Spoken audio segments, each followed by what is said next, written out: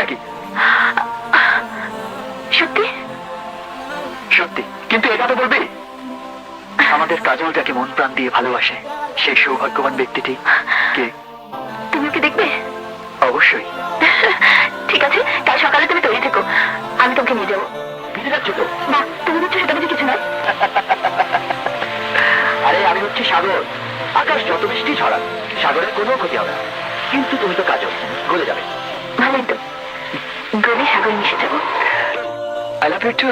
বেশ কিছুদিন তুমি বিদেশে কাটিয়ে এলে, তোমার মন মানুষ। ও প্রিয়া তুমি কোথায়, এই চলচ্চিত্রটি একটি গানকে ঘিরেই চলচ্চিত্রটি তৈরি করেছেন এবং মুক্তি দিয়েছেন 2002 সালে। পরিচালনা করেছেন শাহাদাত হোসেন লিটন, প্রযোজক শহীদুল ইসলাম শহীদ, রচনা শহীদুল ইসলাম শহীদ, চিত্রনাট্যকার শাহাদাত হোসেন লিটন, কাহিনীকার শহীদুল ইসলাম শহীদ। এতে মূল ভূমিকায় অভিনয় করেছেন রিয়াজ, সাকিব খান, শাবনূর, রেহানা জলিল, মিশা সদাগর, রাজীব আরো অনেকেই। এই ছবিটিতে ম্যান আসিফের গান ও প্রিয়া তুমি কোথায়, এই গানটিকে ঘিরেই এই ছবিটি নির্মাণ করা হয়েছে। 2002 সালে ছবিটি ব্যাপক ব্যবসা সফল একটি ছবি। এই ছবিতে একটি কাহিনী রয়েছে। কাহিনীটি রাজীব আর সাকিব খান আকাশের বাবা একসাথে বন্ধু ছিল এবং বন্ধু থাকাতেই রাজীবের বন্ধু যখন মারা যায় এই সময় হাত ধরে প্রতিজ্ঞা করেছিলেন শাবনূর এবং সাকিব খানের হাত এক করে দিব,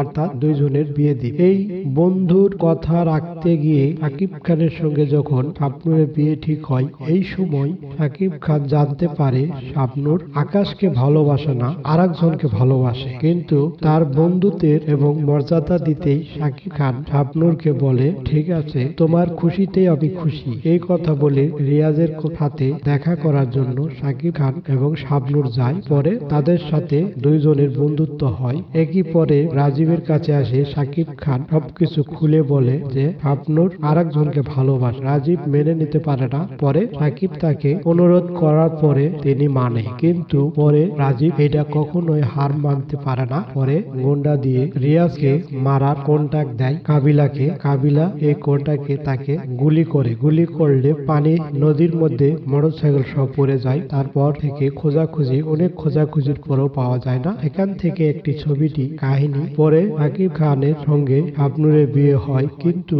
শাবনূরের পেটে বাচ্চা থাকেন আকাশের, অর্থাৎ রিয়াজের। এই কথা ভেবেই সাকিব খান তাকে বিয়ে করে, কিন্তু পরে কিছুদিন পর রিয়াজ আবার ফেরত আসার পরে দেখে তার জীবন সঙ্গিনী আর তার নেই, অন্যের হয়ে গেছে। এখান থেকে শুরু হয় অ্যাকশন এবং প্রতিশোধ, কিন্তু পিছন থেকে গুটি লেড়েছেন, কলকাঠি লেড়েছেন মিশা সদাগর। মিশা সদাগরের একটি ডায়লগ রয়েছে, জয়কালে ক্ষয় নাই, মরণকালে ঔষধ নাই। এই ডায়লগটি অনেক জনপ্রিয়তা পেয়েছিলেন। HK1 বাংলা মুভি এই চ্যানেলে এই ভিডিওটি আপনারা দেখতে পারবেন। ভিডিওটি যদি ভালো লাগে অবশ্যই কমেন্ট এবং লাইক ফলো করে রাখবেন। আরো ভালো ভালো ভিডিও পাওয়ার জন্য সকলকেই দেখার জন্য অসংখ্য ধন্যবাদ। বন্ধুরা কেমন আছেন?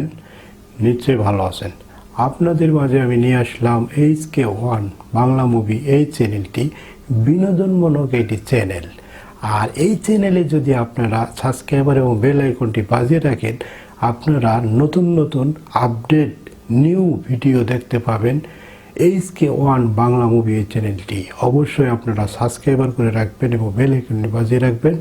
আপনাদেরকে অসংখ্য অসংখ্য ধন্যবাদ।